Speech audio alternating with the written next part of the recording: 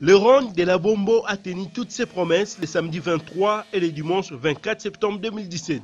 Le premier jour, les favoris Eduardo Argazi se lance seul sur son monstrueux Biggie Bat puis s'installe en tête de la course, place qu'il conservera jusqu'à la fin de l'épreuve. Derrière lui, son frère Ricky Argazi qui a délaissé son rôle de navigateur pour prendre le volant des Yamaha 1000cc avec comme copilote Frank Verosrat. Il réalise le deuxième temps tandis que Edmond Peifer, aligné sur Kart Edge Barracuda, va vite mais il connaît une panne mécanique dans le troisième tour de cette manche.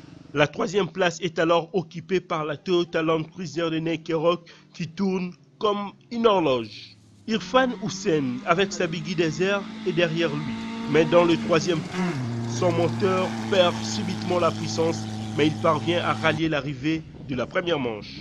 On travaille sur les réglages de l'ordinateur du moteur. Malgré tous les efforts, l'équipage Irfan Hussein, Nathalie Dupuis, devra faire l'impasse sur l'épreuve nocturne. Le soir, épreuve de 2 tours.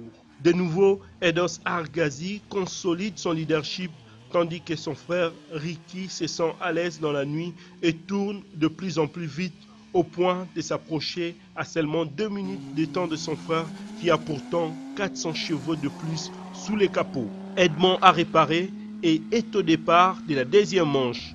La nuit, celle dans son minuscule kart Barracuda est handicapée par ses mini-phares. Il réalise l'exploit de finir troisième de la manche. Mais c'est pour l'honneur qu'il a fait un tour en moins la veille. Et c'est le très régulier équipage Nike Rock Karim Elzouag qui conserve la troisième place au classement général. Dommage pour l'équipage congolais piloté par Farid Nyangombe, l'Air Nissan ne tiendra que quelques kilomètres avant que les radiateurs ne lâchent. Le dimanche, les positions restent inchangées. En moto, on s'attendait à un duel au sommet entre Frank Verosrat et le Coloisien Kevin Spanout. Le premier dispose d'une puissante mais lourde KTM de 690 cc préparée pour le Dakar. Les Katangais roulent sur une Yamaha 450 cc, moins rapide en vitesse de pointe mais plus agile sur ce type de terrain. Le suspense ne durera qu'un tour. Au premier passage, les deux motards sont coude à coude, mais dans le deuxième tour, Frank est victime d'une explosion de la roue arrière qui le forcera à l'abandon. Dans la première manche, Jean-Philippe Miclotte confirme alors ses qualités d'enduriste et il termine deuxième dans cette manche devant Daoud Mouchi troisième et Ali Ijazi quatrième. Le dimanche matin, deuxième et dernière manche moto, sans surprise, Kevin Spanout continue à dominer le plateau. Les positions changent ensuite.